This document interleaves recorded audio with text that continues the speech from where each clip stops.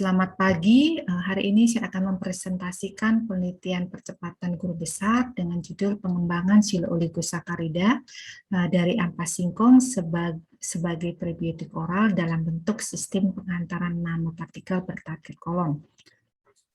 Dengan tim peneliti saya sendiri, Agung Istiratna Dewi, anggota Dr. Budi Pratiwi dan Dr. Apoteker Rufit Kabid dari Universitas Islam Indonesia.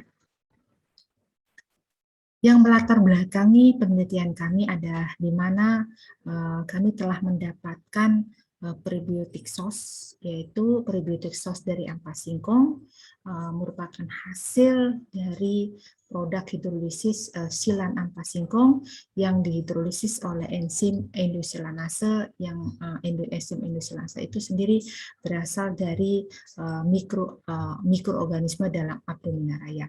Enzim ini telah berhasil kami patenkan dan saat ini dalam posisi granted. Silooligosaccharidia yang dihasilkan dari proses hidrolisis ini mempunyai kemampuan secara in vitro meningkatkan pertumbuhan bakteri prebiotik yaitu sekitar 8,16 CFU per mili. Ya. Nah, hasil fermentasi dari sos ampas singkong oleh bakteri probiotik Bifidum maupun Lactobacillus, yaitu menghasilkan asam lemak pendek yaitu SCFA berupa propionat dan butirat. Nah, kedua senyawa tersebut adalah mempunyai kemampuan untuk menekan kanker usus. Ya. Nah, karena prebiotik sos itu diberikan secara oral, sehingga secara oral dia mempunyai kemampuan yang tidak optimal untuk meningkatkan pertumbuhan bakteri. Ya.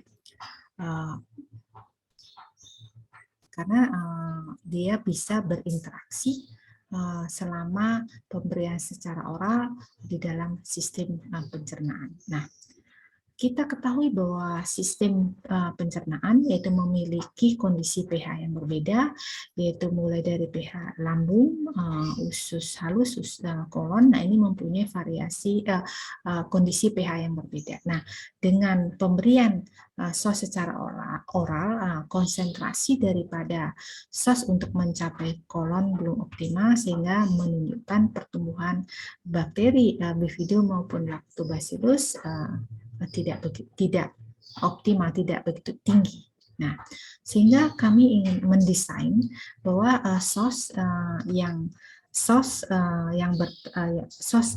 oral ya ini yang bertarget kolon akan dikemas dalam sistem penghantaran nanopartikel. Nah, beberapa nanopartikel yang sudah diuji yang sudah mengemas sos yaitu dalam bentuk kitosan TPP, pektin kotosan. Nah, di sini kami mencoba untuk mengemas sos dalam bentuk pektin dan crossing dengan CA. Ya, dengan harapan dari sos yang terkemas dalam nanopartikel akan stabil untuk mencapai target kolon sehingga karakteristik atau fungsi daripada sos sebagai probiotik akan optimal, khususnya sos ampas singkong. Nah, untuk mencapai target tersebut, kami melakukan desain metode penelitian 2 tahun, yaitu tahun pertama adalah mengkarakterisasi enkapsulasi dari nanopartikel dan mengevaluasi enkapsulasi ampas singkong dalam nanopartikel sebagai prebiotik oral. Nah, hasil dan pembahasan di mana kami melakukan swelling ya, kami melakukan uji swelling optimum variasi swelling optimum beats. Di sini kami menggunakan penambahan dengan variasi borak. Nah, 1%, 3%, dan 5%. Variasi kondisi borak yaitu dengan variasi pH itu menunjukkan bahwa borak yang paling stabil untuk swelling yaitu adalah 1%. Nah, ini menunjukkan bahwa sos di dalam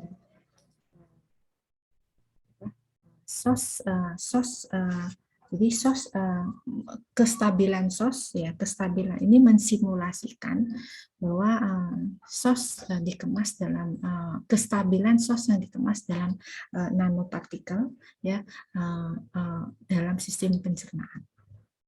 Kemudian dilanjutkan dengan uji